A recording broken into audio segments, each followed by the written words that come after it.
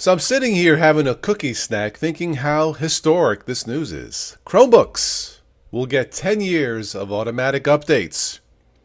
I'll say that again. Chromebooks, even the cheap ones, starting next year will automatically get 10 years of automatic updates. Starting in 2024, if you have Chromebooks that were released from 2021 onwards, you will automatically get 10 years of updates starting from that date.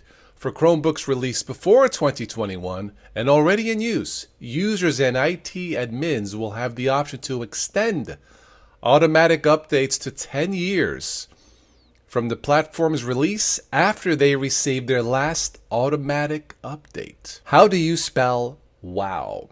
Now it says here, even if a Chromebook no longer receives automatic updates, it still comes with the strong built-in security features such as verified boot. And I've talked about extending the life of your current Chromebook that expired with something called Lacrosse, Linux, and Chrome OS. There is a lot to read here. I'm not going to bore you with all the details for this. I will have a link for this below in the show notes. I'm going to finish my cookies. Let me know what you guys think about all this. You really should try a Chromebook if you haven't already. Take care.